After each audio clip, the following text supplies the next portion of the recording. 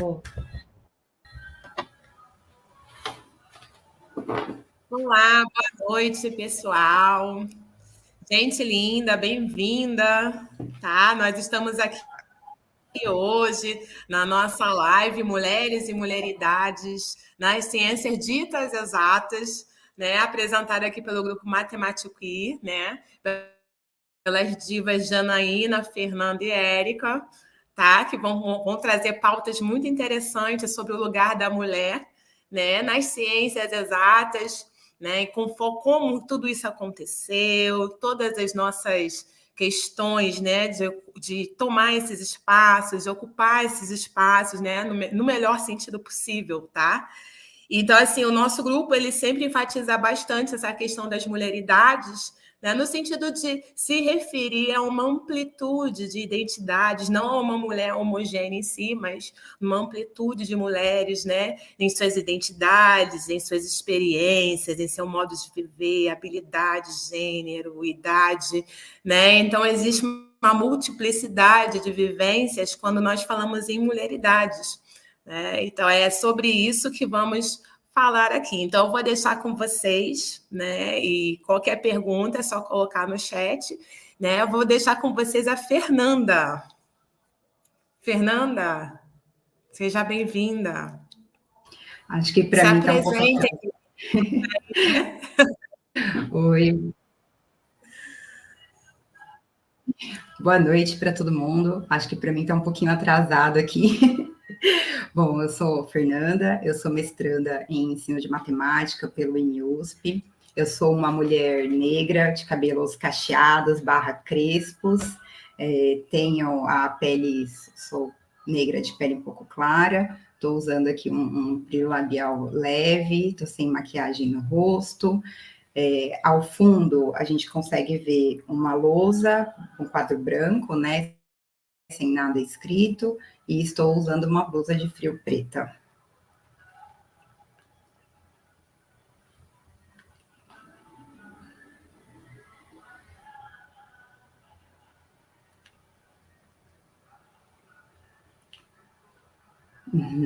Posso começar a apresentação primeiro? Achei que ia apresentar todo mundo. Tá bom, maravilha. Maravilha.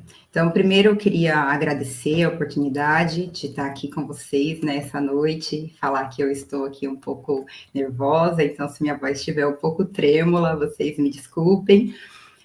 Obrigada ao pessoal do Matemática Queer por ter feito o convite, obrigada a quem estiver presente nos acompanhando no YouTube, quem for ver essa live depois também, fiquem à vontade para compartilhar o que vocês estiverem pensando a respeito do nosso tema. E eu pensei em trabalhar esse tema a partir da minha experiência, né? Que acho que isso colabora para uma dinâmica de bate-papo e propicia diálogos, né, com quem estiver acompanhando. E aí fiquei pensando em formas de enriquecer esse debate. Estou um pouquinho nervosa, tá bom, pessoal? Eu estou sendo a primeira, então eu peço a compreensão nesse sentido. E aí, pensando em formas de enriquecer esse debate aqui na nossa noite, estava pensando sobre como eu poderia fazer esse exercício de olhar para o presente, né, o que é mulheres e mulheridades nas ciências ditas exatas, usando como embasamento a minha experiência, né, quando eu ingressei lá no IME em 2011. Desculpa, gente, eu estou um pouquinho nervosa. Bom, eu tenho ciência que é importante falar que quando eu digo que vou partir da minha experiência individual, eu sei que ela não representa a totalidade, ela é apenas uma experiência individual, mas que, como diz a Bell Hooks, a partir de uma experiência individual e estando num espaço de troca com outras pessoas, a gente pode observar as experiências que outras pessoas vivenciaram também, e a partir daí observar as convergências e as divergências, pensando o que dali é um sintoma social e o que é apenas experiência individual. Então, essa é a minha proposta, caminha por aí. Confirma para mim se está indo para o próximo slide, porque eu não estou conseguindo passar para o próximo. Ele foi para o próximo, a tela mudou para vocês? Não, né? Meu computador travou. Já estou nervosa, o computador travou. Vocês me desculpem. Não mudou, né?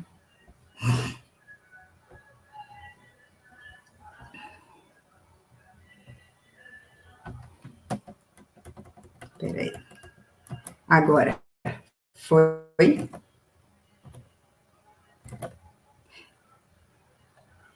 Aí, maravilha, foi. Desculpa, gente, é isso. Abrindo aqui, tentando ficar tranquilo, embora o coração esteja aqui super acelerado, né?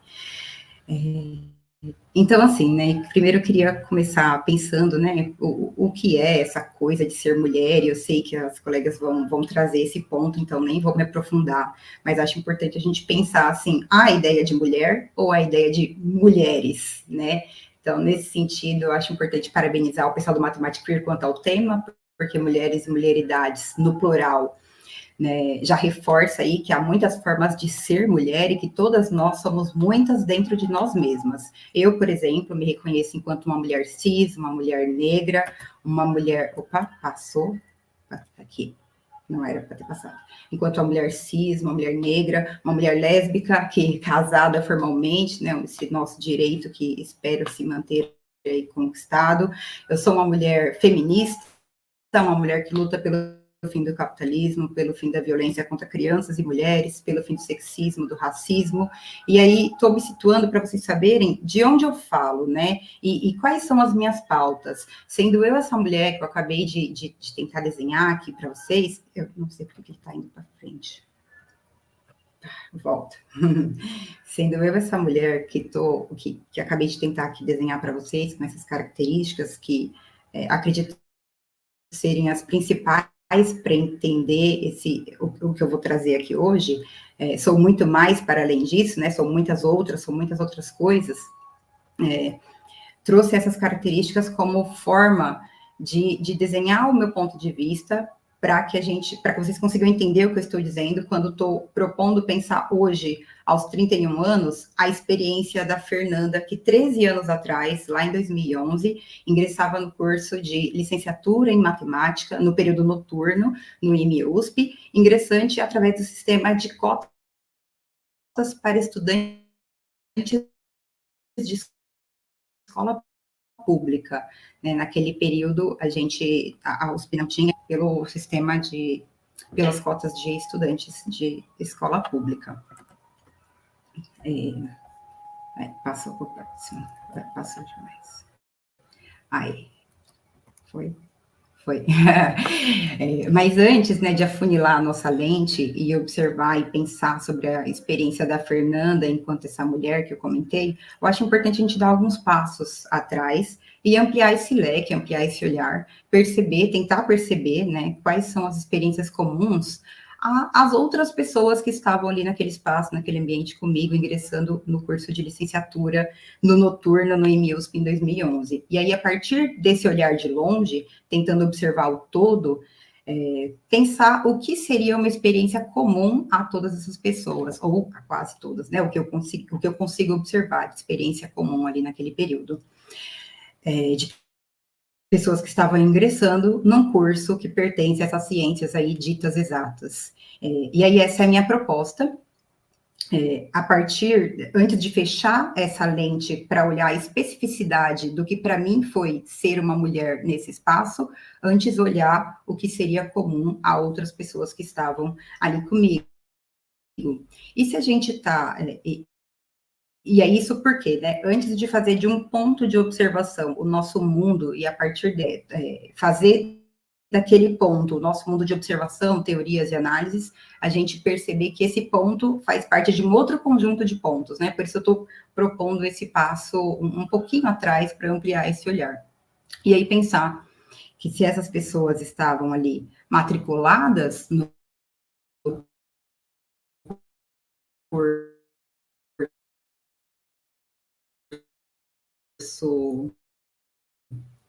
não só provavelmente, eu conversava com os colegas, eu sabia, a gente escolheu o curso à noite para poder, durante o dia, trabalhar, né? E aí, aliás, lembrando, durante o dia, no emprego remunerado, para que a gente consiga trocar capital por moradia, alimentação, segurança, lazer. E eu, particularmente, trabalhei durante todo o meu período da graduação, e muitos dos colegas, das pessoas com quem eu trocava também, ou durante todo o período, ou boa parte dele, mas não me lembro aqui, lembro de pouquíssimas pessoas que não trabalharam em nenhum momento, assim, nessa troca, assim, essa troca que a gente tinha no dia a dia, conversando. E aí, o que eu estou tentando dizer aqui é que essa é a primeira pressão sobre a qual eu gostaria que a gente pensasse, refletisse. E que essa pressão sobre precisar conciliar os estudos no noturno, né, a graduação, essa coisa de acessar o ensino superior, advém de um sistema capitalista que impõe que a gente troque a nossa força de trabalho por capital, né? E aí, se a gente começar a fazer aqui alguns cálculos, a gente pode considerar uma rotina de trabalho de 8 horas diárias como base, só para começar a pensar aqui, e aí se você tiver 8 horas de trabalho diário, 1 hora de almoço, 4 horas de aula noturno, pensando das 7 às 11, 1h30 de deslocamento entre a sua casa e o trabalho, entre o trabalho e a universidade, depois da universidade para casa, isso aí já totaliza 17 horas e meia. Lembrando que o nosso dia, de todos nós, tem 24 horas, sobraram apenas 6 horas e meia para a gente dormir. E aí, né, o que resta para ser feito? Você vai chegar em casa depois da meia-noite, o que resta para ser feito a não ser dormir? E aí, quem disse sim a isso, esqueceu que falta a gente tomar um banho para minimamente descansar a cabeça e o corpo para poder aguentar o dia seguinte, né? Então, falta a gente pensar aí na questão dos cuidados pessoais, que naquele cálculo eu não coloquei. Só que, quando a gente fala, você vai chegar em casa, vai tomar um banho, vai descansar, a gente não tá lembrando que se você for mulher, tem muito mais chances, né? Aliás, se você for mulher, tem outras informações para serem acrescentadas nessa equação, né? Se você tiver crianças em casa, os cuidados dessas crianças geralmente são responsabilidades atribuídas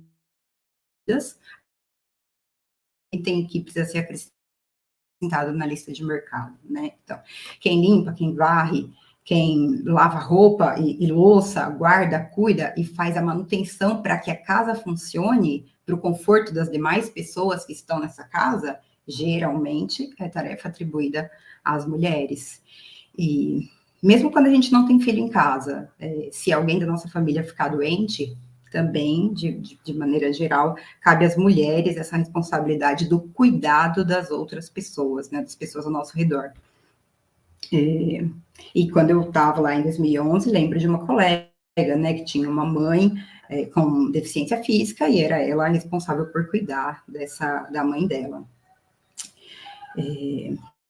Então, aqui o que eu estou trazendo para reflexão agora é que se a gente pensar sobre essa pressão rotineira no dia a dia influencia num grupo de pessoas específicas, né? Primeiro a gente falou sobre o que estava em comum para todas as pessoas naquele espaço que eu observava, e aí imagino que isso seja uma observação que passa também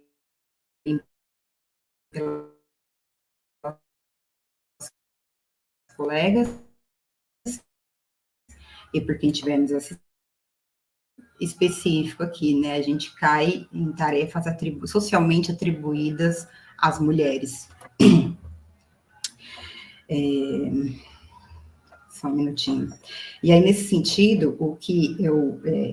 não é à toa que, quando a gente, nos estudos feministas, a gente estuda também sobre esse cansaço mental. E aí, o que eu estou dizendo é que, geralmente, as mulheres têm esse acúmulo. Você tem o cansaço físico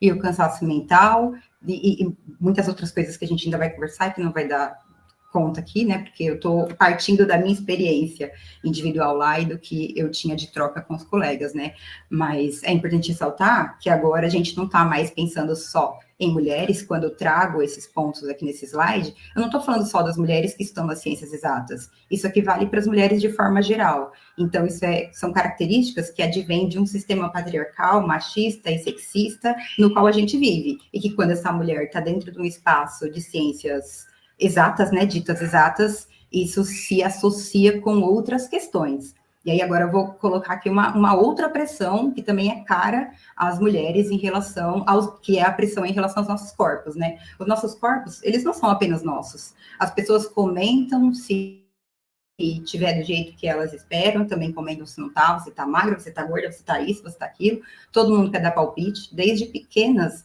né? Nós somos importunadas por outras pessoas palpitando sobre aquilo que nós não convidamos elas para palpitar. Então, há uma cobrança sobre o jeito como a gente deve andar, sentar, falar, se vestir. Há uma expectativa em relação ao nosso cabelo, a nossa silhueta, a maquiagem, o calçado que a gente deve usar, que geralmente é incômodo, que se aproxime de uma princesa, aquela bem idealizada, né?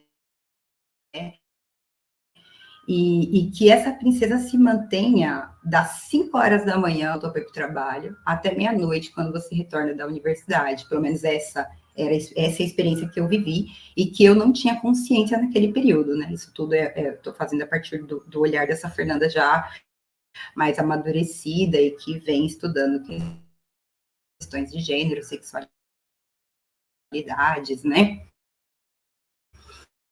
Roupas apertadas, roupas e calçados, né, apertados, incômodos, e as minhas colegas também. Já hoje, eu sinto que me libertei dessas amarras. Hoje, eu priorizo o meu conforto, os meus gostos pessoais, eu tento observar quais são os meus gostos, o que parte de mim, o que não é uma pressão externa da sociedade. E aí, por que eu estou falando de pressões estéticas, né? Porque as mulheres não acordam naturalmente maquiadas, a gente não estrala os dedos, está tudo pronto. Então, você investe também tempo, e isso se reflete como cansaço físico e mental também, pensando sobre o que vestir, como se maquiar, o que colocar, como as pessoas estão nos lendo. Então, daquelas 6 horas e meia que eu comentei, sobre que sobraram, teoricamente, para descanso, que eu já comentei aqui sobre o malabarismo em relação ao cuidado das pessoas que estão com a gente na nossa casa e em relação à própria casa, aí, no caso, diminui aí dessas 6 horas e meia, também o tempo investido para manter essa aparência que a sociedade exige que a gente sustente, né? Então, assim, isso sem contar que alguns desses procedimentos são dolorosos, gritando depois.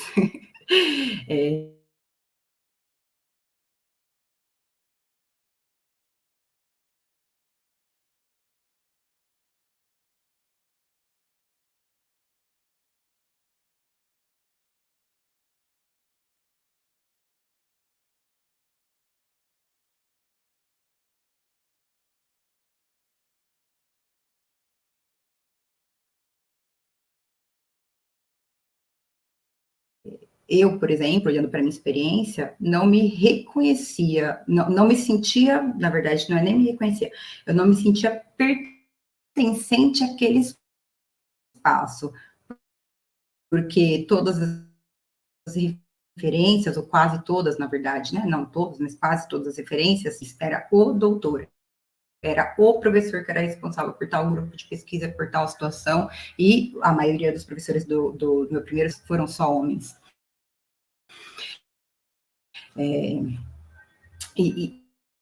E aí, então, o que eu sinto hoje, né, o meu olhar, é que não havia de colocar, não havia cobrança, muita lista de exercício para a gente dar conta, e essas listas devem ser, né, todos os professores pediam de forma geral, vocês na data, e aí lembrando daquele malabarismo do tempo, como atender determinadas datas, é mais uma questão aí E aí a gente tem que lembrar, se a gente tem que, lembrando lá de derivadas, né, primeiro semestre, a gente tem que lembrar que a derivada é de seno é cosseno, mas a de cosseno é menos seno. E se você confundir isso, na hora da prova já era. E se você está com aquela cabeça cheia de outras questões, disputando espaço, como não confundir, né? Como garantir que você vai conseguir se concentrar durante uma prova? E aí, para você zerar uma questão, porque determinados perfis de docentes olham apenas para a resposta final, e aí desconsidera todo aquele esforço que você fez ao longo da questão. Estou colocando aqui um exemplo de uma situação que eu já vivenciei, né? Desconsidera toda aquela resolução que você fez, que levou uma página inteira, mas você confundiu uma questão ali no meio, um sinal. E isso faz com que a sua resposta final dê errado, obviamente vai dar errado. E aí, uma pessoa que seja mais rígida na correção vai zerar a sua questão, porque não admitir ali nenhum erro ao longo do processo de resolução, para mim, já acabou com o meu psicólogo. Zerei uma questão, e aí isso não dei conta, não sou o suficiente. E aí o que eu estou querendo dizer com isso é que, e é isso, voltando um pouco, né? Isso imerso dentro de um pensamento elitista que eu, na sua universidade, mas pelo menos o que eu vivenciei, um pensamento elitista em relação à educação básica. Eu escutava muito isso no primeiro semestre, né? Vocês passaram no vestibular, tá? Então, não havia espaço para dúvidas, não havia espaço para a construção do conhecimento. Pronta, você sabe tudo o que deveria saber para conseguir fazer cálculo 1, álgebra, enfim. Não era um espaço propício para o desenvolvimento e para admitir fragilidades. Acho que esse é um ponto importante aqui que eu estou tentando dizer. Eu não sentia que era um espaço que cabia fragilidades. Desculpa, o slide mexeu aqui sem querer. E aí, vou só acrescentar mais um ponto aqui que eu acho importante, que é pensar também a questão do assédio sexual, que, enfim, tivemos recentemente algumas denúncias, né? Uma denúncia, eu estou lembrando especificamente de uma denúncia que repercutiu numa universidade, e o professor acabou sendo desligado e tal. No IME, não soube de situações assim, mas eu lembro de rumores no meu primeiro ano. Então, a gente, enquanto mulher que tem a sua experiência de vida desde pequena, em que somos colocadas em situações de vulnerabilidade em relação a homens, ao saber que tinha um boato, eu já queria passar longe da porta de determinados professores. E aí isso, de novo, me dificultava que eu tentasse ir atrás. Então vamos aqui, vou estudar isso aqui, vou tentar. Isso dificultava, me distanciava daquele professor, me distanciava daquela disciplina, e tudo isso junto fazia com que o meu rendimento acadêmico enfrentasse mais um obstáculo, né? Diversos obstáculos aí. E não acho que essa seja, cabe aí para a gente conversar. E aí, para concluir, eu só gostaria de dizer que o que eu estou tentando dizer aqui, que não sei se consegui, porque eu realmente estou muito nervosa, é que as ciências exatas, segundo dizem, né, demanda muito foco, atenção, concentração, racionalidade. Essas são as palavras que geralmente a gente associa à nossa área, né, dessas ciências ditas exatas. Muita rigidez. E eu queria que a gente fizesse uma reflexão em relação a essas associações, sobre construirmos outras questões de gênero, a questões socioeconômicas, a questões étnico-raciais. Não é uma tentativa de forma alguma de disputa de sofrimentos, não é sobre quem nesses espaços sofre mais por determinado olhar, aquele ponto, um único mundo, desconsiderando o que há ao redor. O que eu estou tentando dizer é considerar, sim, as especificidades, procurar as convergências desses sofrimentos, né? É sobre procurar caminhos para construir espaços em que as meninas, não apenas nas ciências ditas exatas, mas em outros espaços também, se sintam a tema capitalista, machista, sexaneiras de combater essas injustiças, né? Para que isso não as afaste, mas que a consciência dessas questões as encoraje a participar, não só das ciências ditas exatas, mas daquilo que elas sentirem vontade de fazer, porque todas nós somos tão capazes quanto os outros corpos.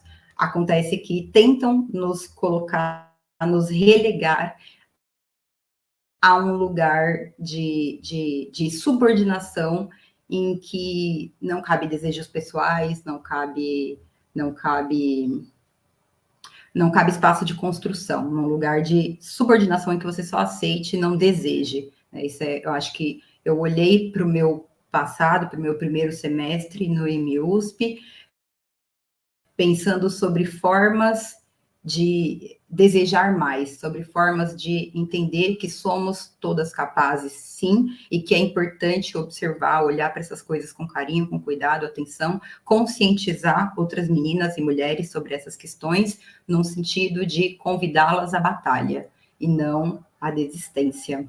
Acho que era isso que eu queria falar.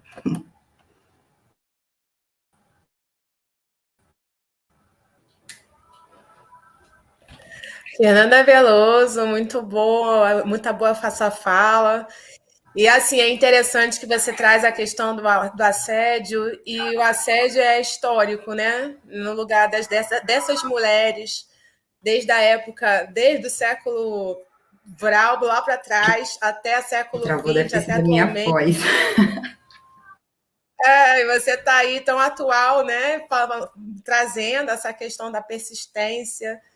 Né? Então, assim, as mulheres realmente elas já vêm com essa questão do assédio, desde as mulheres, lá da história das mulheres europeias, Eminora, que tinha que andar vestida de masculino, né? Vestida de homem para poder ter uma identidade, sendo uma mulher, enfim. Então, assim, a questão, né, dos espaços, as mulheres serem acompanhadas por homens, tutores, para poderem estudar. E hoje, assim, as mulheres negras, em termos de Brasil, né, como a Eliette Safiotti fala, né, o Brasil ele diferencia a entrada das mulheres pela questão mesmo da história das mulheres negras no Brasil, pela questão da colonização dos espaços, de que cada mulher teve a sua casta, né, segundo a Eliette Safiotti, e vem Lélia Gonzalez também falar que essas mulheres ocuparam esses espaços só no fim do século XX, né, as mulheres negras, né? Então a gente tem um histórico bem diferenciado, mas um ponto em comum nesses históricos que é a questão do assédio, né? A questão da descredibilidade. Então, assim, eu queria trazer alguns nomes de mulheres negras, né? Já que a gente está aqui trazendo a história da Fernanda Veloso, né? Eu gostaria de falar da Elisa Maria Ferreira Veras da Silva, que foi a primeira doutora negra em matemática no Brasil, né? Então, imagina o que essa mulher passou. Então, eu recomendo assim estudar a história dela, porque é bem interessante. Eu sempre falo muito com minhas alunas, meus alunos sobre ela, tá? E agradecer a Fernanda. Vamos deixar as perguntas para o final, né, Fernanda? Parabéns, Fernanda. E eu gostaria de avisar vocês que quem está no Instagram, gente, a live encerra em 1 hora, tá? Que vai ficar aí em 1 hora, que o aplicativo ele tem limite de tempo, tá? Então, eu gostaria de agradecer a Fernanda e a gente agora vai ficar com Érica Souza e vamos deixar as perguntas para o final. Parabéns, Fernanda. Boa noite, Jéssica Lona. Boa noite para todas as pessoas também. Boa noite para Fernanda, minha amiga, né, que aí me antecedeu com uma fala belíssima, cheia de empoderamento sobre tudo. E aí, É um prazer estar aqui com vocês novamente, né? A gente estava. Nos vimos, eu acho que em janeiro, na Visibilidade Trans, a última live que eu participei, se eu não me engano, se eu não estiver enganado. E hoje a gente retorna aqui com essa temática que para mim é muito importante. E aí, antes de começar a minha fala, eu queria, né, deixar essas boas-vindas a vocês que estão aqui retornando às lives do Matemática Queer e dizer que é um prazer poder fazer ciência de exata, matemática, para todas as pessoas que nos acompanham. E aí, eu sou uma mulher travesti, estou aqui no meu quarto, né? Aqui atrás tem um ar-condicionado, tem uma prateleira com uns jarros, umas decoraçõezinhas. Tem ao meu lado esquerdo o meu guarda-roupa na cor branca.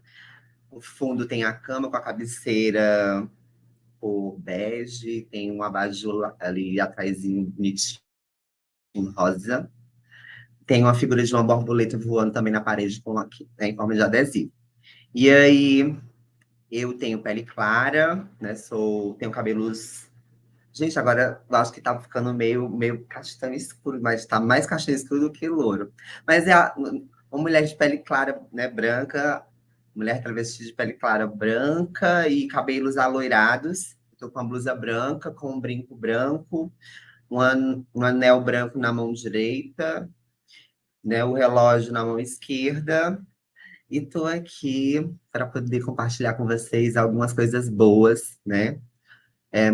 Muito embora a gente tenha algumas questões sobre a temática, sobretudo, né, no sentido de pertencimento desse gênero, né, do gênero feminino, das possibilidades de ser mulher nessas ciências ditas exatas, né, muitas situações que às vezes nos deixam um pouco desanimadas, mas estar aqui hoje também sobretudo, empoderar outras pessoas que vão estar aí nos ouvindo. E aí, eu queria começar falando um pouquinho de uma situação, né?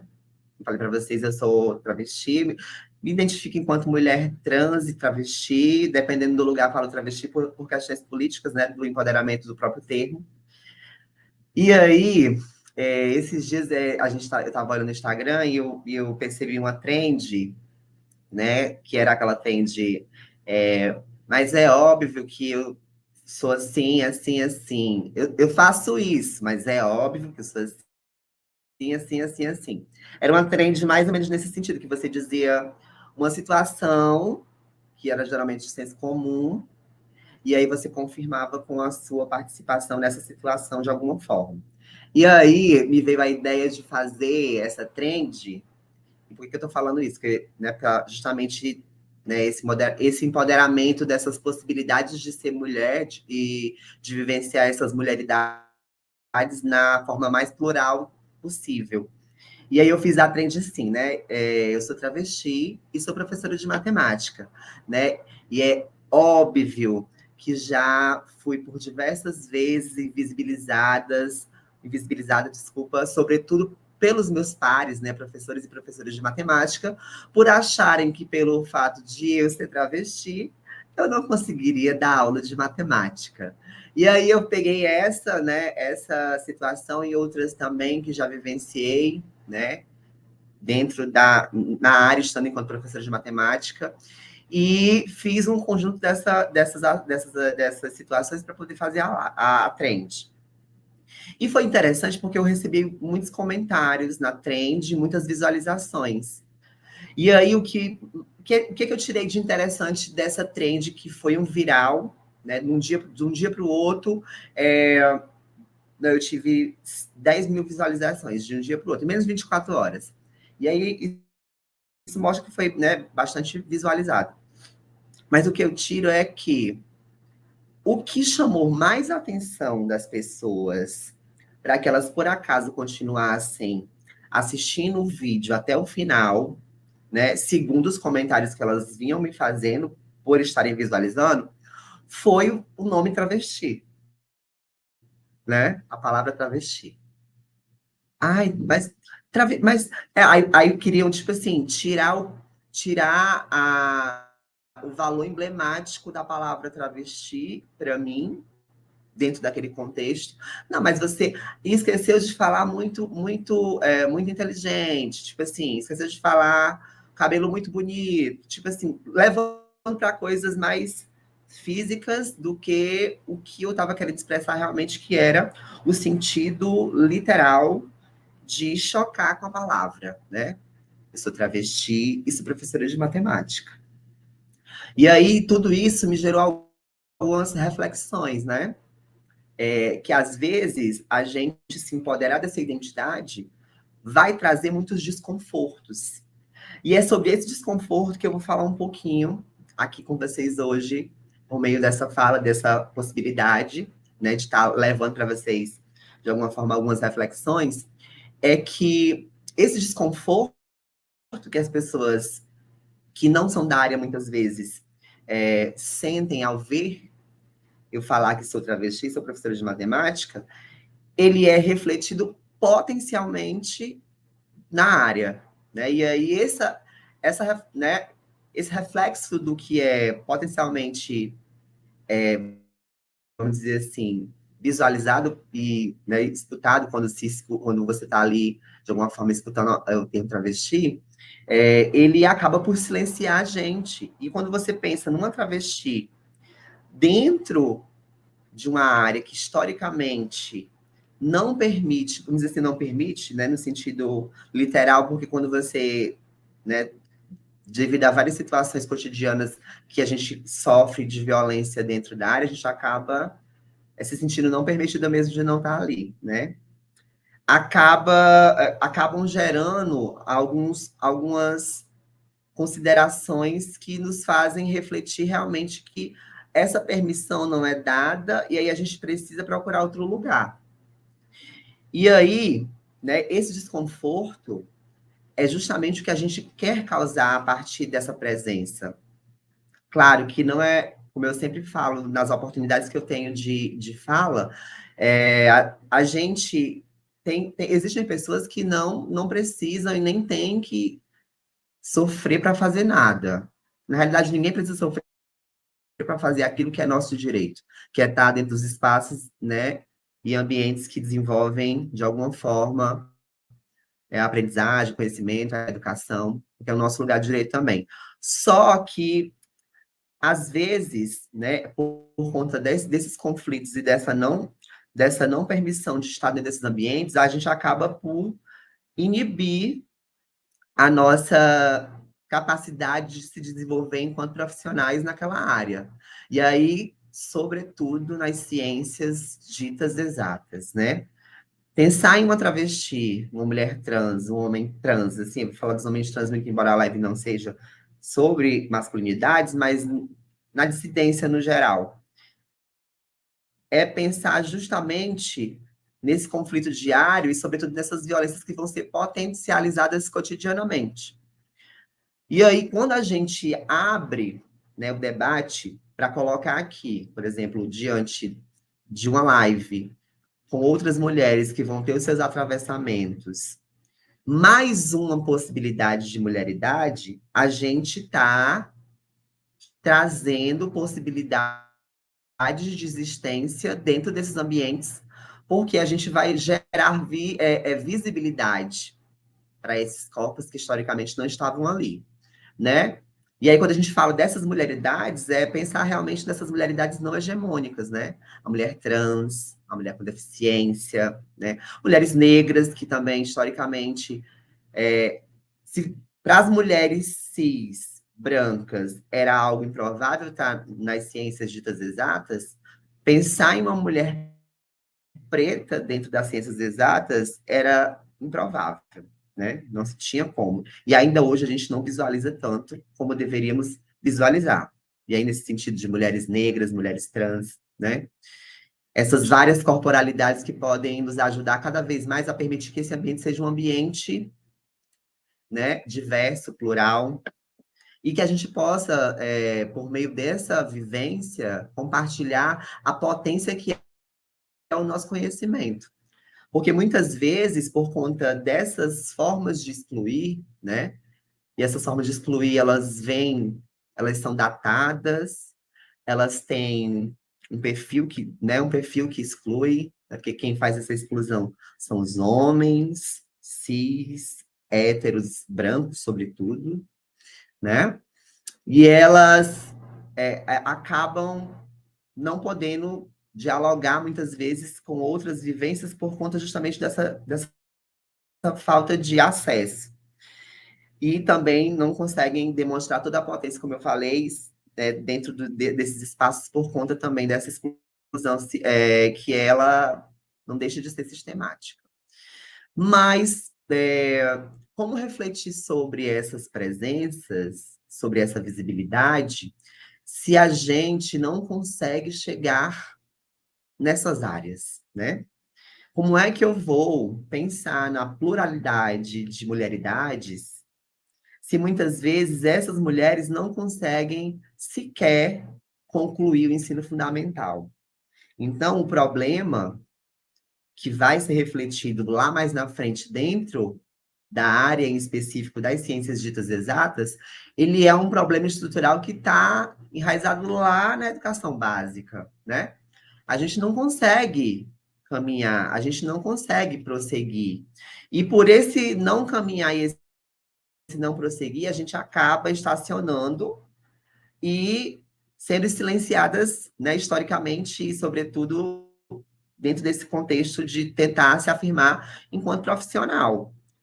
E essas possibilidades de tentativas, né, de tentar acabar com esses apagamentos, elas só vão acontecer quando a gente começar a participar desses momentos, né? Lives que possam gerar essa visibilidade, em momentos que sejam dados oportunidades para que essas pessoas possam, né, para que essas mulheres possam expressar as suas potências.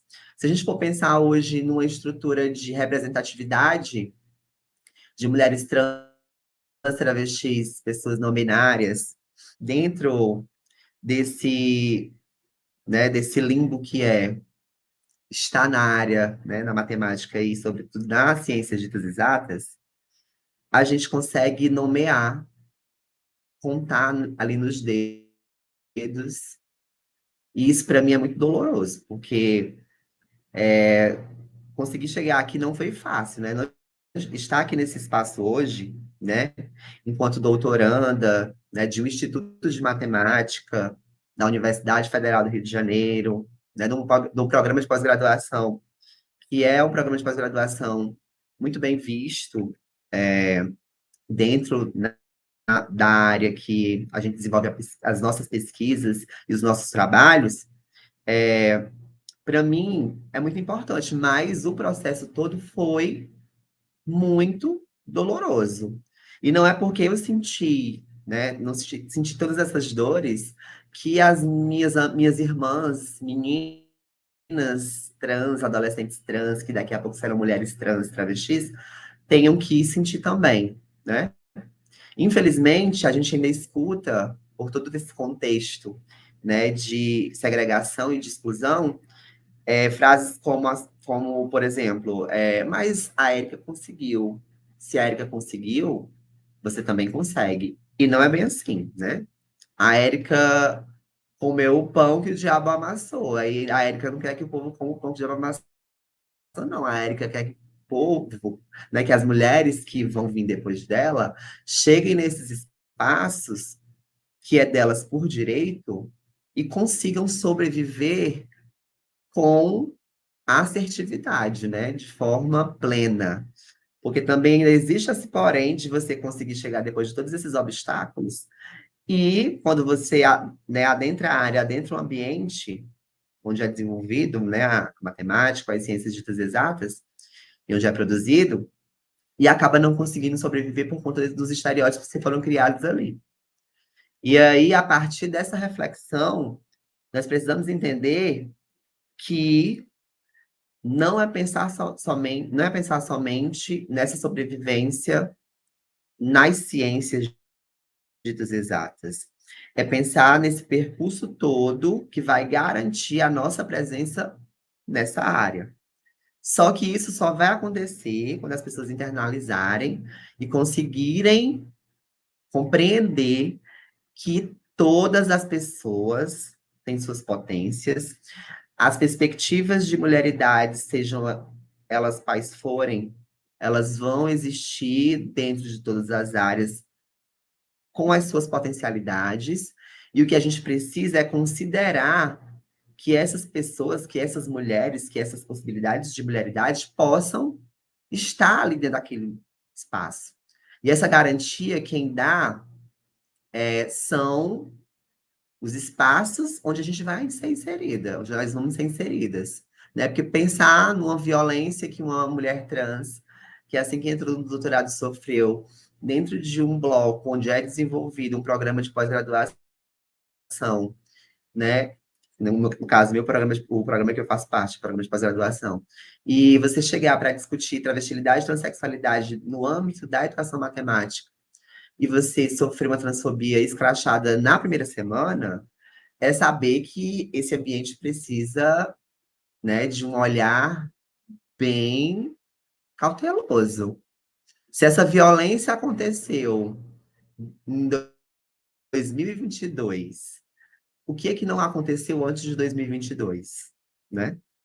Quantas desistências não aconteceram na licenciatura, né, no bacharelado em matemática, nas engenharias, no geral, por conta dessa falta de empatia, de conscientização de que os espaços são nossos também, que as mulheres vão fazer, sempre fizeram, só eram impedidas de apresentar esse desenvolvimento e produção de conhecimento, mas elas vão fazer, elas vão estar nesses espaços.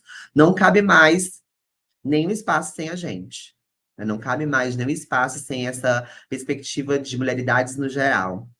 E aí fica a reflexão para já encerrar minha fala, e aí ficam as perguntas, a gente pode conversar um pouco mais, sobre qual é o nosso papel, né? Qual é o papel de cada um e cada uma que está aqui assistindo, cada um que vai assistir, que vai ficar gravado, enquanto pessoa que contribui para que essas violências sejam minimizadas, né?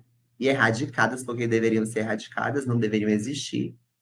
Mas, infelizmente, por conta dessa falta de reflexão, enquanto pessoas, elas ainda acontecem. Mas qual é o nosso papel social diante dessa inserção e dessa garantia que nós, mulheres, sejam, dentro de qualquer entendimento, possam existir dentro desses espaços? O que é que a gente está fazendo para que, de fato, as violências, os assédios, as importunações, né, os apagamentos, as invisibilidades, os silenciamentos, eles não aconteçam? Será que a gente está agindo de forma a fazer com que, daqui a 10 anos, né, outras mulheres trans travestis consigam estar nesses espaços e sobreviverem de forma assertiva, né? Tenham um desenvolvimento e consigam produzir os seus conhecimentos a partir também do seu corpo, da pedagogia que o corpo trans travesti, né, proporciona com a sua presença, porque é uma pedagogia, né? É um fazer pedagógico estar presente dentro desse espaço, para que, né, de fato, a gente possa permanecer dentro dele, a gente tem que estar lá. Então, o que que a gente está fazendo para isso? O que que cada um e cada uma de nós, sobretudo cada um, né? O que que cada um está fazendo para que mulheres possam estar dentro desses ambientes? Então, fica a reflexão e a gente vai para as perguntas na rodada final, certo? Mais uma vez, gratidão, sejam bem-vindos, bem-vindas e bem-vindes. E é com você, Jéssica Luna. Muito boa reflexão, Érica. Excelente fala. E Érica aparece aqui na nossa live, enriquecendo aqui com as suas falas, enquanto corpo político, né? Porque em tempo inteiro Érica está falando porque as outras não vão comer o mesmo pão que o diabo amassou que eu comi, né? Então ela tem toda essa preocupação, né, de estar nesse espaço, essa representatividade maravilhosa, né, das meninas de Érica, de Fernanda, de Janaína, que está para chegar. Então, assim, não é só o lugar dessas mulheres de corpos plurais, não é só estar ali para trabalhar ou para estudar, mas é um lugar político também, né? Então, elas trazem falas com essa força política, né, nas suas palavras, de ocupar esses lugares, de trazer mais pessoas, mais meninas, mais mulheres, né, de plurais, né, para esse espaço que realmente, como a Érica colocou aí, a questão que ela sofreu, né, lá na pós-graduação, eu estava com ela nesse dia.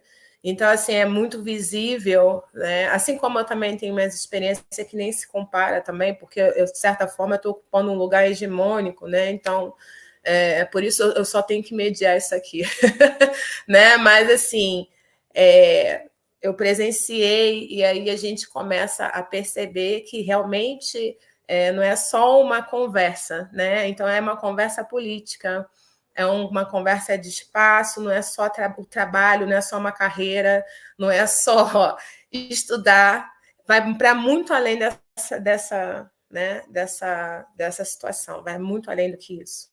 Né? Então, o nosso lugar é um lugar de luta, o lugar das meninas é um lugar de luta ainda maior, né? Porque por conta das intersecções. Então, assim, é sobre isso a nossa live. Tá? Então, bem-vindas, bem-vindos, bem-vindes. Érica, parabéns, sempre maravilhosa. Agora vamos chamar outra maravilhosa e vamos deixar perguntas, debates para o final, tá ok? Vamos chamar a Janaína agora. Janaína Dutra, bem-vinda, Janaína. Oi, boa noite. Obrigada pelo convite. Eu vou fazer minha autodescrição. Eu sou uma mulher branca, de pele clara, de cabelos grisalhos curtos e encaracolados. Estou aqui de fundo, tem uma parede branca, quase. Eu estou com uma blusa vermelha. E eu vim falar, tentar contribuir um pouquinho depois dessas duas falas super potentes que a gente teve agora, né? Eu queria trazer alguns dados, porque tanto a Fernanda quanto a Érica trouxeram experiências, de uma certa forma, particulares, porém não únicas, infelizmente, né? Todas nós aqui, mulheres que estamos de alguma forma fazendo ciência, nós já vivemos experiências parecidas, similares, atravessadas por essas falas que a gente ouviu agora, tanto da Fernanda quanto da Érica. Então, não são falas particulares, assim, tão particulares, tão únicas, infelizmente. Eu queria trazer alguns dados. O sistema Lattes, né, do nosso currículo Lattes, ele agora disponibilizou recentemente uma ferramenta que se chama Painel Lattes, onde ele traz algumas estatísticas sobre as pessoas que estão ali inseridas no sistema, com seus currículos, suas histórias, seus trabalhos. Né? E nós temos... Eu estou olhando para o lado que minha colinha está aqui anotada. Se a gente olhar a formação da grande área das ciências exatas, que é o tema que nós estamos inseridos hoje aqui, lá mostra que somos apenas 33,3% dos cientistas, pesquisadores e pesquisadoras do grupo do Brasil, né? Isso não é diferente do cenário mundial, onde se considera que as mulheres são apenas 30% das cientistas, de todos os cientistas do mundo, né?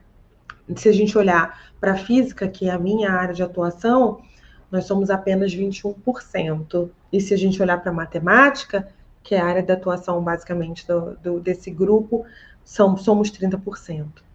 Se a gente pegar, para a gente entender como funciona o campo científico do ponto de vista de quem pode atuar nele ou não, eu gosto muito de um filósofo chamado Pierre Bourdieu.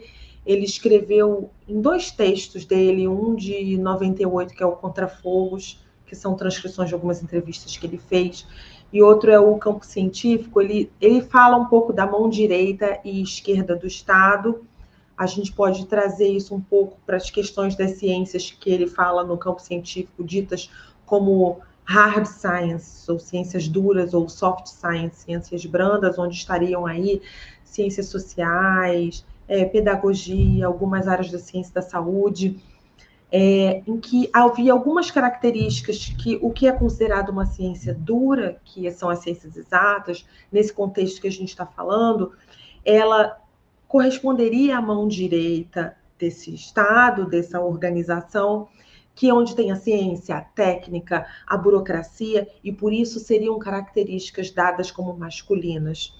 E o que seria das ciências soft sciences, ou ciências brandas, seriam a saúde, o cuidado, a assistência, que são características dadas como femininas. Então, se há uma retórica de cientificidade na qual a narrativa dominante produz uma crença sobre o valor científico e sobre a autoridade científica de seus membros, essa retórica também diz quais corpos têm legitimidade para produzir ciências, especialmente as ciências exatas, que são as ciências que a gente se insere nesse grupo de hoje, né?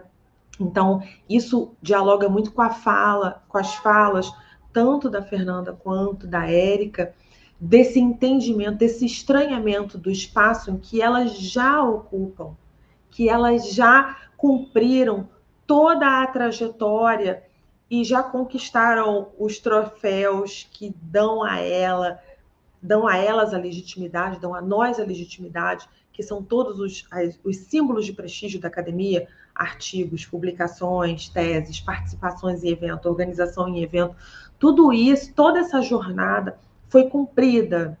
E ainda assim, as mulheres se sentem como estrangeiras em seus próprios campos, em seus próprios trabalhos, em seus próprios fazeres de ciência, né?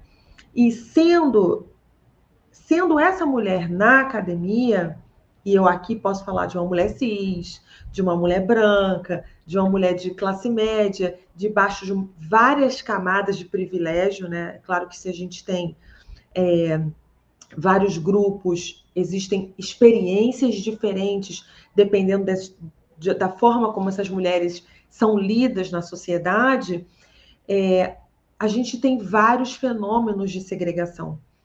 Antes de explicar um pouquinho desses fenômenos de segregação, eu só queria lembrar que daqui a pouquinho o nosso tempo no Instagram ele acaba, porque o tempo da live é de 1 hora, mas nós continuamos no YouTube, tá? Então, continue com a gente aqui.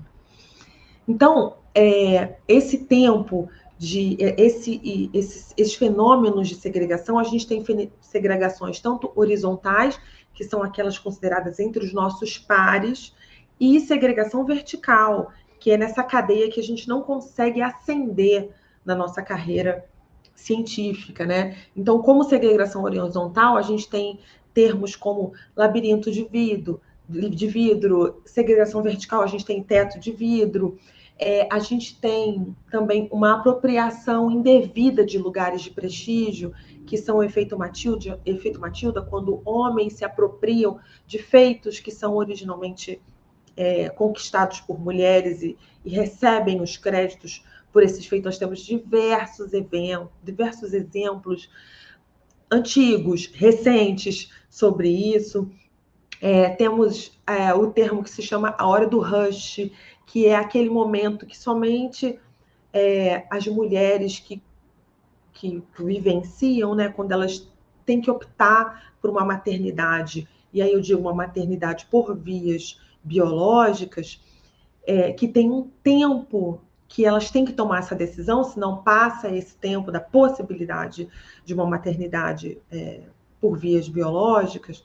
Então, normalmente, esse tempo coincide com o tempo em que também você tem que tomar decisões sobre a sua carreira, sobre o avanço, se você vai mudar de estado, se você vai fazer um concurso, se você vai fazer um doutorado, se vai fazer um pós-doc, até para maternidade por via de adoção, esse tempo também é muito próximo, coincide ou colide com o tempo dessas decisões de carreira, né? E como a gente ainda vive numa sociedade que considera as mulheres como cuidadoras primárias e muitas vezes únicas de crianças e de familiares adoecidos que precisam de atenção, ou não adoecidos, mas com questões que precisam de um cuidado próximo, então esse é um fenômeno que é vivenciado quase que exclusivamente por mulheres. Então, se nós damos nomes a esses fenômenos, é porque há para mulheres esses momentos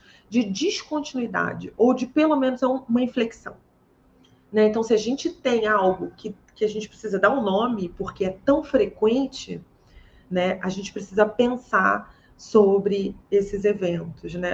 Porque, por exemplo, a gente não vê nenhuma live, nenhum evento, nenhum texto falando sobre mulheres na enfermagem ou mulheres na medicina, né? Porque se entende que esse é o lugar permitido para que esse corpo possa atuar, que você transpõe todo o trabalho política do cuidado dos termos privados dentro das suas casas para o trabalho. Então, você pode realizar um trabalho, mas desde que seja um trabalho que obedeça a essa dinâmica e a essa economia do cuidado, da assistência, do suporte, né, de estar próximo a alguém que aí sim vai ser o provedor, que vai ter o prestígio acadêmico, o reconhecimento de seus pares, por atividades intelectuais. Então, nesse momento em que a gente precisa dar um nome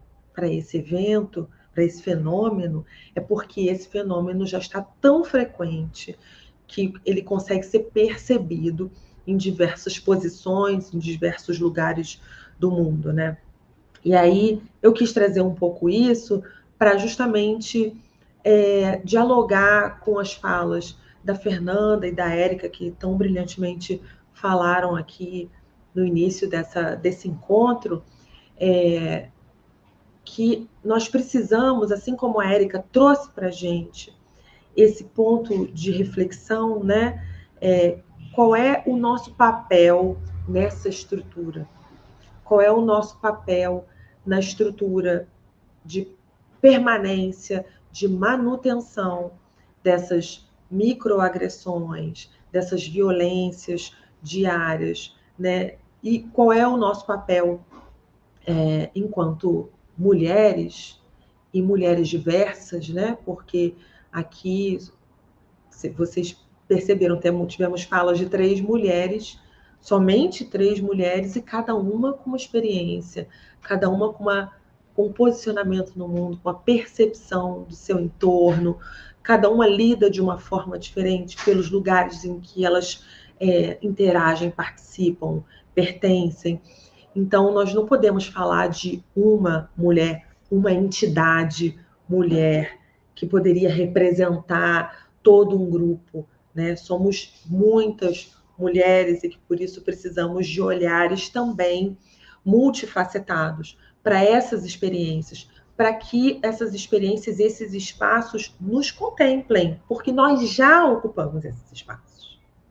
Nós já participamos desses espaços, desses movimentos, nós já seguimos a jornada a qual nós nos propusemos a seguir, a qual também nossos colegas pares, homens, também se propuseram a seguir. Nós já seguimos, nós já chegamos. E agora, o que nós vamos fazer, né, neste lugar? Né? O que esse lugar nos reserva para que a gente possa se apoderar desses espaços? Então, eu acho que quando a gente fala de diversas mulheridades nas ciências, né, especialmente nas ciências exatas, eu acho que é essa percepção de que a gente, em pleno 2024, ainda muitas vezes somos vistas como estrangeiras, como outsiders, nos espaços que nós já ocupamos. Muitas vezes a gente tem que ficar pedindo permissão para atitudes que já são dadas como feita, como finalizada, como entendida, como internalizada, quando são nossos colegas homens, né? Então, eu acho que isso aqui hoje que fica desse encontro que a gente teve hoje, né? Perceber essas experiências e procurar entender nosso lugar no mundo e o lugar dessas instituições, desses espaços, para que a gente possa navegar nesses espaços como todas as outras pessoas navegam, como os nossos colegas homens navegam. Então é isso, não quero me estender muito para que a gente possa ter um espaço também de conversar um pouco, se tiver algum comentário. E mais uma vez, muito obrigada pelo convite por estar aqui hoje.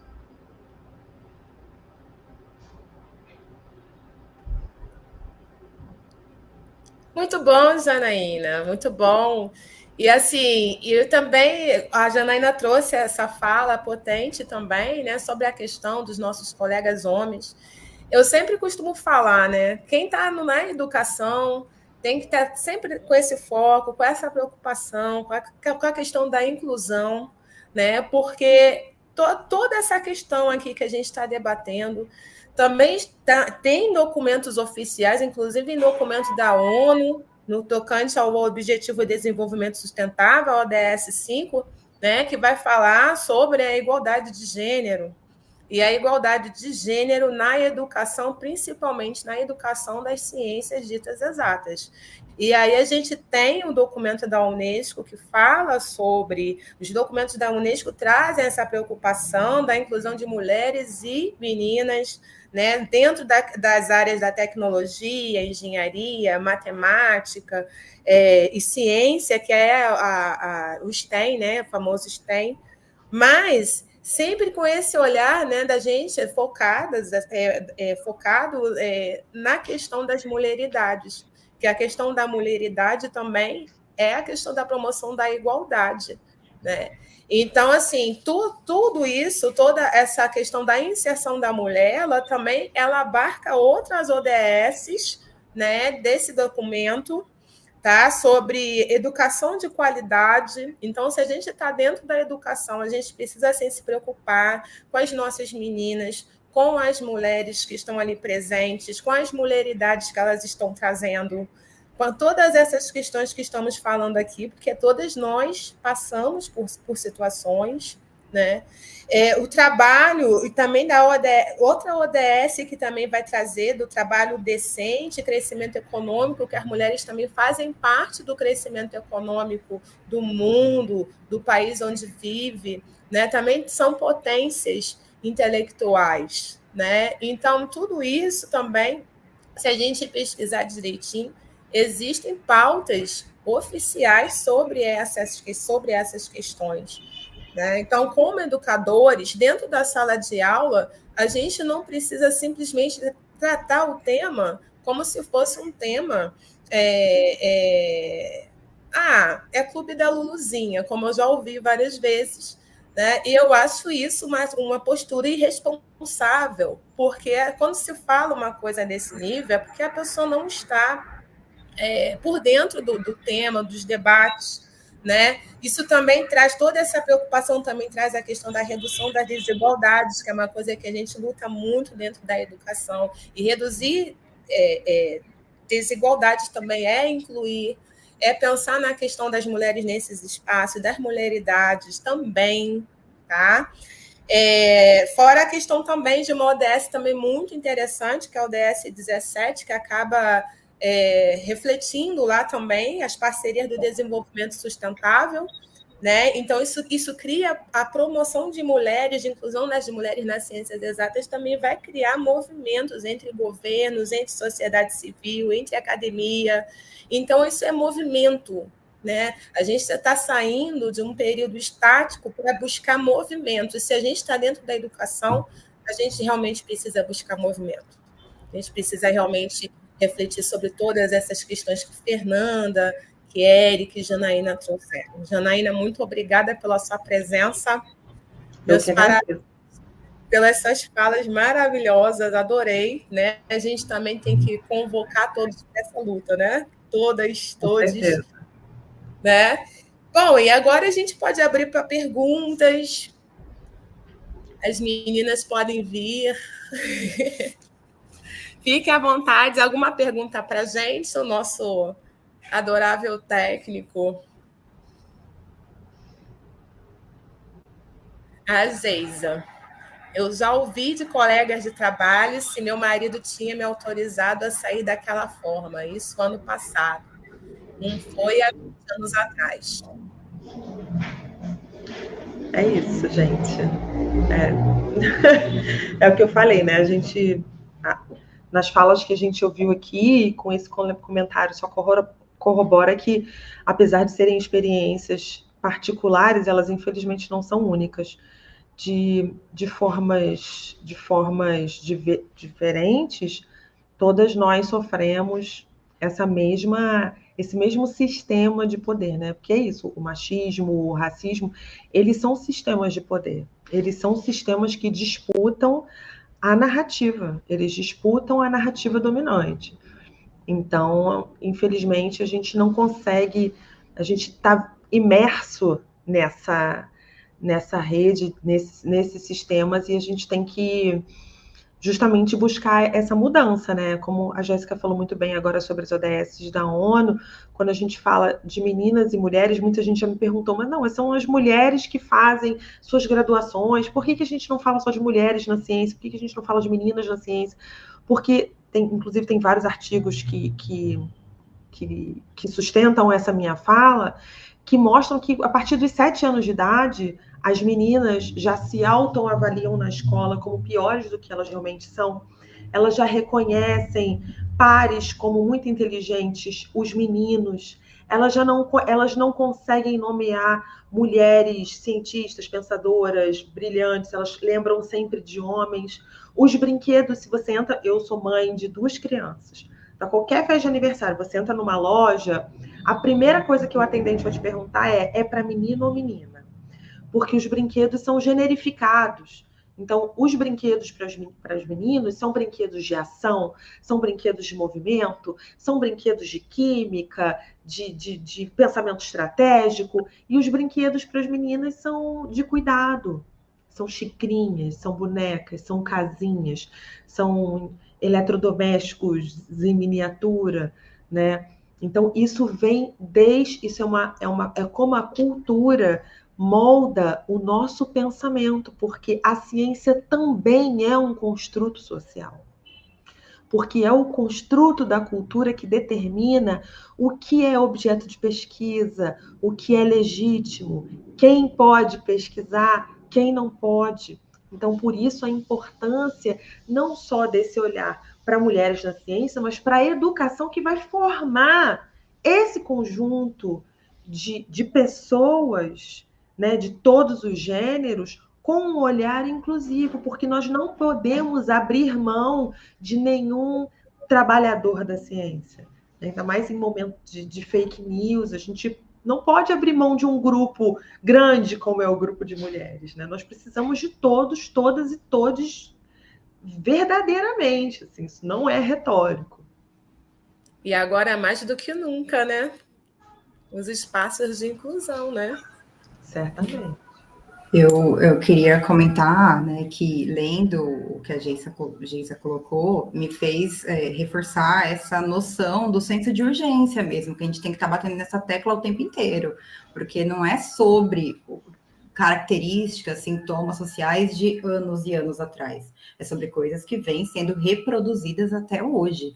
Então, é não esquecer do senso de urgência desses temas, né, da nossa luta. Uma vez eu vi uma colega... Fala, Jéssica. Não, pode falar, depois eu falo, fala. Rapidinho, eu ouvi uma amiga falando, né, também das ciências, né, ela falava assim, a mulher é um conjunto de várias coisas atreladas a ela, então é um espaço que ela precisa realmente de muito espaço, não é pouco, não. Não é assim, isso aqui, essa brechinha é tua, não, realmente é muita coisa, gente. Érica, pode ir, vai lá. Não, eu ia só complementar a fala das meninas e dizer assim que quando a gente visualiza um tipo de violência dessa, a gente começa a refletir sobre o real, o que a gente está fazendo na realidade, discutindo tanto a todo momento, que não está chegando na cabeça dessas pessoas por muitas vezes, porque parece que a gente fica girando num círculo que não tá, esse círculo está girando, mas ele está girando em torno dele mesmo, igual um movimento de rotação. Porque é uma coisa assim que você acredita, não, quando você lê, não, Não tô acreditando nisso, não. Mas, gente, é isso mesmo. É desse jeito que acontece. E assim, eu fico mais chocada porque muitas vezes são pessoas que têm acesso ao debate que fazem esses comentários. E aí eu fico doente. Porque são pessoas que têm acesso à informação. Quando eu cheguei no Rio de Janeiro, eu tinha uma visualização do Rio de Janeiro que, né, caiu por terra. Porque lá no Ceará, por exemplo, a gente vai para algumas regiões remotas que as pessoas realmente não têm acesso à informação, porque não tem, por exemplo, luz elétrica, ou porque não tem internet. E aí você sabe que você está levando, de alguma forma, sofrendo algumas violências, mas aquelas violências, elas são violências que são inerentes do contexto social, que não deveria acontecer, mas acontece por conta da falta de acesso. Quando você chega numa cidade que tem acesso, e isso se repete, você vê que não é sobre quem não sabe, não é sobre quem não tem acesso somente, né? É sobre mau caratismo, é sobre gente que realmente tem aquela conduta que é uma conduta totalmente equivocada e que deveria ser combatida, mas dentro dos espaços onde elas são, né, disseminadas, né? Sobretudo porque a gente está aqui num momento histórico de reavivamento de muitas condutas e posturas que eram da era paleolítica, né, do período Jurássico. Aí a gente disse assim, meu Deus do céu, tá vendo? Agora eu entendi por que é assim, esse lugar é dessa forma. E é claro que é todo um contexto, né, um contexto político, sobretudo. Mas aí você reflete, não é só falta de informação, não é. É mau caratismo mesmo, porque você escutar isso de um colega professor, porque às vezes é professora, ela tá falando com o professor, com certeza, né? Ou então alguém que estava ali no ambiente educacional que jamais poderia ter falado uma besteira dessa, porque tem acesso, escuta. Mesmo que você não tenha familiaridade, você escuta as pessoas combatendo violência, escuta as pessoas dizendo que é errado, e ainda assim você reproduz a violência. Então é isso que me deixa mais. É que nem BBB, né, Érica? Por mais que você não assista, tá todo mundo falando, você sabe o que está acontecendo. Então não é falta de acesso, é desejo. Exatamente, é isso. Infelizmente, é triste. Glauber, temos mais algum comentário, Glauber? Opa! Jefferson Santos. Sempre quando vou numa loja comprar presente para a menina, é unânime oferecerem bonecas. Ah! Esses dias fui comprar e mais uma vez ofereceram boneca. Quando eu disse que queria um jogo, me ofereceram jogo de cozinha, brinquedo. Meus filhos uma vez ganharam da madrinha deles, que também é outra cientista maravilhosa, ganharam um carrinho de boneca, de empurrar boneca. E, obviamente, o carrinho de empurrar boneca só tinha rosa, né? Roxinho. E eles davam comidinha para o boneco e davam uma madeirinha para o boneco, e a gente andando assim no play do prédio. Eu nem me lembro onde é que eu estava, acho que estava na rua, não sei. E aí uma pessoa, tipo, esse carrinho aqui, de quem é? E meu filho brincando. Falei, não, é dele mesmo, é dele. Ela, mas você não se preocupa? Aí eu me preocupo com o quê? Aí a pessoa ficou constrangida. Aí eu falei, me preocupo que ele vire um pai? Aí a pessoa ficou sem graça, porque é um cuidado, né, de uma pessoa que está ali cuidando do seu afeto, né? Pode ser pai, pode ser mãe, pode ser o que ele decidir. As pessoas realmente ficam muito incomodadas com isso. E aí, né, Jefferson, assim, exatamente sobre essa questão dos brinquedos, depois, quando cresce, vai acontecer o que aconteceu comigo, que cheguei numa entrevista de mestrado, né, e a pessoa me perguntou se eu queria ter filhos, se eu tinha intenção de ter bonecas. Foi assim, desse jeito, né? Então, assim, eu passei por isso numa entrevista para um mestrado, né?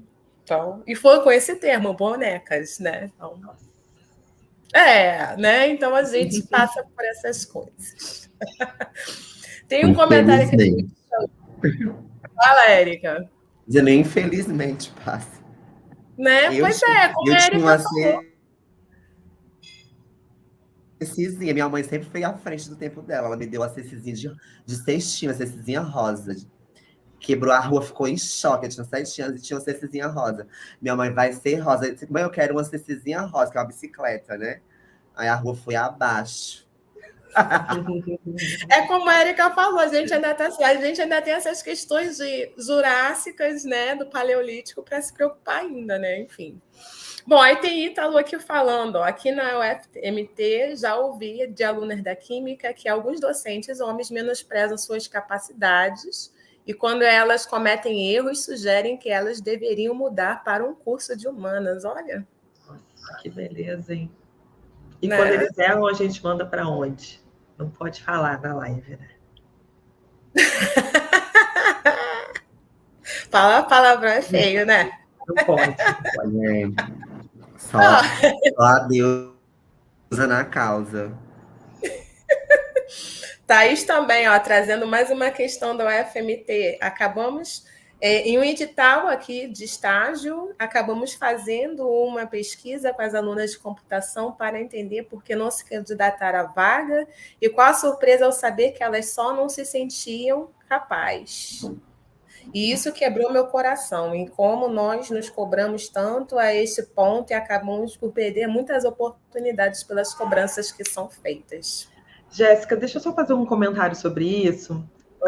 Como a Érica provocou a gente para a gente se colocar num lugar de ação, né, de refletir e pensar como é que a gente pode mudar essas situações, eu passei por um edital que eu acho que é uma solução muito simples para atrair mulheres efetivamente, né, além da busca ativa. Nessa questão, tradicionalmente, os homens eles são contratados pela possibilidade futura, da perspectiva de sucesso. E as mulheres são contratadas pelos seus feitos, pelos aquilo que elas já conseguiram fazer, né? Então, quando a gente quer fazer um edital e a gente quer garantir que as mulheres participem, vale muito a pena fazer um encontro e colocar as suas expectativas sobre o edital. Então, quando você diz, para essa vaga é importante que tenha inglês e que mande seu currículo, vale a pena colocar, olha, o inglês é desejável, mas se você tiver um nível e a sua equipe puder sustentar isso, se candidate, não deixe de se candidatar por causa disso, porque isso não é da cabeça de cada um, né? Isso é uma estrutura que sempre nos ensinou que a gente só é capaz de ocupar aquele lugar se a gente já tem uma experiência pregressa. Enquanto os homens se candidatam pensando na sua potencialidade. Muitas vezes que só estejam só na fantasia deles. Às vezes nem tem essa competência, mas está ali na fantasia. Então eles se sentem muito encorajados a se candidatar a uma vaga que a gente tem a competência e não se sente capaz de ocupar.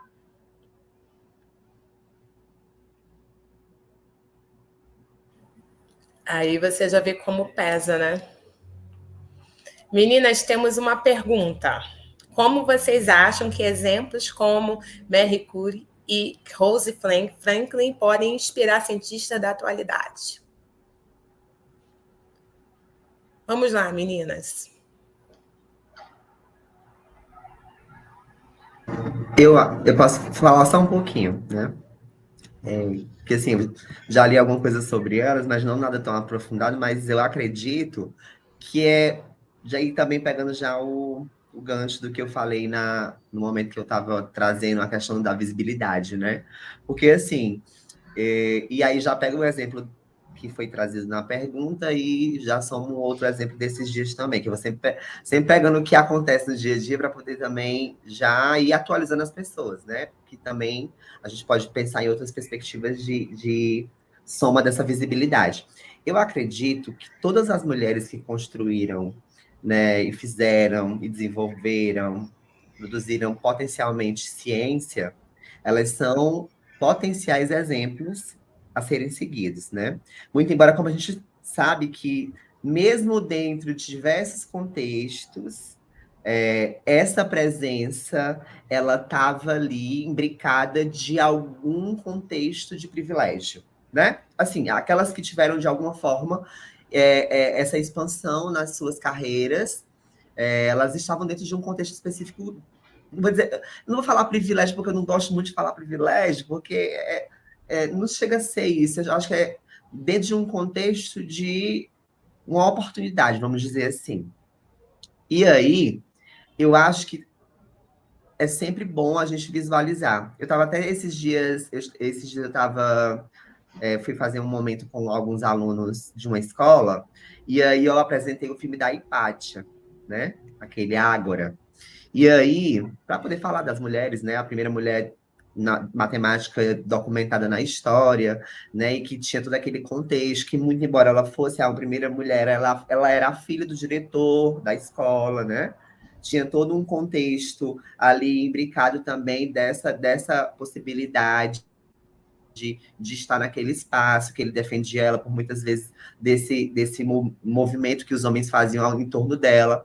Muito embora cotidianamente, junto com esses homens, ele tentasse desqualificar as qualidades dela enquanto filósofa, enquanto matemática, enquanto astrônoma, né? Então, é necessário que essas pessoas existam para que a gente possa pensar em outras possibilidades. Muito embora a gente entenda que, dentro de determinados contextos, elas estavam nesse lugar que garantia a elas poderem fazer o que elas faziam de melhor. E que bom que elas estavam lá para poder abrir esse espaço, né? Que hoje ainda tem tanto a ser, né, aberto, vamos dizer assim, tantas barreiras a serem derrubadas, mas que, graças a elas, foi começado a se pensar nas oportunidades que a gente tinha dentro desses espaços. Esses dias eu recebi e eu fiquei muito feliz, eu fico bem emocionada quando eu recebo uma homenagem, porque é sinal de que a nossa presença, ela está inspirando as pessoas. E aí é isso que dá força a gente, né? Quando a gente, né, leva uma pancada da vida, aí a gente recebe uma mensagem, ou recebe alguma outra homenagem, e a gente cria forças para poder continuar. Aí eu recebi um vídeo de uma escola lá do Ceará que fez um seminário sobre mulheres nas ciências. E aí eles fizeram, justamente colocaram a Rosalind e a Mary também no painel. E aí lá no final de 2022 tinha a Érica. Então, tá vendo como é importante? Claro que essas pessoas foram importantes porque elas quebraram muitas barreiras naquela época delas. E graças a essas barreiras que foram quebradas e que impulsionam outras, né, cotidianamente, de tempo em tempo, que a gente vai conseguindo adentrar os espaços. Porque se não tivesse essa visibilidade, se a gente não buscasse na história conhecer que a Hipátia, ela estava lá dentro daquele contexto, muito embora tinha aquele contexto de acesso, mas ela enfrentava os outros e dizia que era capaz, sim, né? Que ela mostrava que ela era realmente uma matemática muito boa, uma filósofa muito boa, uma astrônoma muito boa, que isso desencadeou as potencialidades que a gente se vê hoje. Porque quando eu assisti o filme dela a primeira vez, eu disse assim, tá vendo? É por isso que a gente está aqui hoje, porque outras tiveram coragem de enfrentar onde nunca era pensado que a gente poderia enfrentar, né? Onde naquele lugar não se pensava em enfrentamento, né? Sobretudo a ordem do pai, a ordem do prefeito da época, dos homens que faziam a segurança lá, naquele conflito todo que tem no filme entre cristãos e pagãos, né? Então, que bom que elas estavam lá e que bom que elas inspiram muitas outras no decorrer do tempo, sobretudo nesses painéis que são mostrados por aí, que a gente conhece elas. E que se tenha mais painéis, né? Que mostre Janaína, que mostre Fernanda, né? Que possa mostrar muitas outras mulheres, Jéssica, doutora Jéssica, aí estampada nos painéis, né, das escolas, para poder a gente realmente levar informação para essas meninas que estão chegando e dizer que elas são capazes e são potentes, e é isso, né?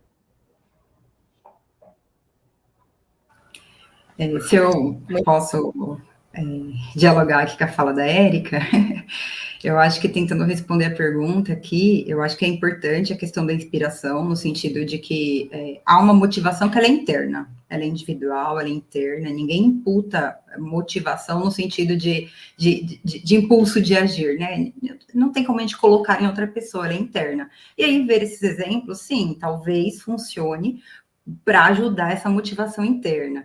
Então, fiquei pensando, é legal como inspiração, mas é legal também que a gente sempre reforce e fique nos lembrando de que só a inspiração não basta, que tem a questão da força interna, mas também tem a da força externa, que a gente tem que tentar procurar construir espaços coletivos, né? espaços coletivos, feministas, que procurem, de fato, agir, estabelecer maneiras práticas, de atuação prática, para que meninas e mulheres estejam possibilitadas de fazer aquilo que elas sentirem vontade de fazer, seja em química, seja em matemática, seja em astronomia, seja no que sentir vontade de fazer, mas que para além da vontade, da motivação interna, a gente construa espaços em que isso possa se concretizar. Acho que isso é muito importante. E aí a Geisa, né, comentou aqui também essa coisa de não colocar tudo no masculino, que cada vez mais a gente pegue nessa pauta, entendeu? É não abandonar a pauta do quanto a linguagem é importante. Sim, a gente precisa lembrar na fala, na escrita, que mulheres e outros corpos, então a gente está aqui sempre defendendo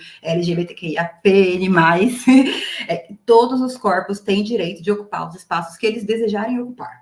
Então, essa coisa de procura-se programador, achei esse exemplo maravilhoso, que aí você pensa que é só homem, entendeu? Não.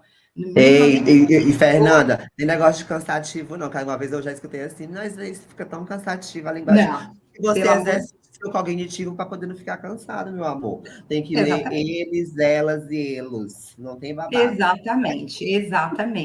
Ai, fica cansativo que precisa. Eu acho muito mais cansativo ficar lendo mindset, budget, palavras que não estão no nosso vocabulário e a gente ouve o tempo todo. Isso é muito cansativo. Concordo. Essas palavras que me representam, eu não acho nem um pouco cansativo. Então, as pessoas são muito seletivas. Elas não querem falar o sistema ILI e linguagem neutra, mas usam um monte de palavras que nunca estiveram na nossa língua. Então, concordo. Bom, gente, meninas, vocês querem finalizar com alguma coisa? Continuar o comentário, Janaína? Não, acho que a gente já falou bastante. Foi ótimo. Muita coisa, né, gente? Assim, como educadores, histórica, era 3 horas de fala para todo mundo escutar mesmo. Nossa, palestrinha. Isso, né, gente? Uma coisa que eu costumo falar muito, quando esse tema vem para as salas de aula, ele precisa vir com esses atravessamentos das pluralidades, né, das intersecções, porque não basta só falar dessas figuras históricas, né? Porque a maioria que a gente tem conhecimento, que eu vejo, os trabalhos que são feitos, são com as mulheres europeias. A gente precisa trazer um pouco esse discurso para o Brasil, no contexto que isso tudo foi construído, que foi um outro contexto, né? Foi um contexto de muita batalha, de muito suor, de sangue de muitas mulheres negras, principalmente. Então, assim, a gente tem um contexto totalmente diferenciado, as mulheres trans estão chegando. Então, assim, são tempos diferentes, são histórias diferentes. Então, é sempre importante, eu sempre friso muito isso quando a gente leva para a sala de aula, levar os atravessamentos interseccionais, né, as pluralidades de corpos. Isso é muito importante, porque a sua aluna, ela precisa estar representada nas suas aulas, ela precisa estar representada, ela não precisa ser só motivada, mas ela precisa estar representada. Bom, meninas, se despeçam aí da galera.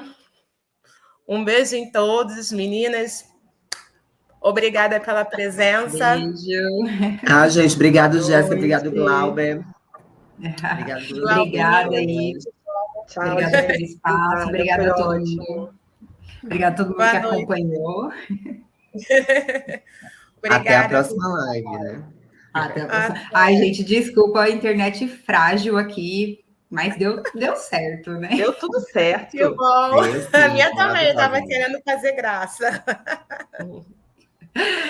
Tchau para todo mundo, para o pessoal do chat, quem vai assistir a live depois.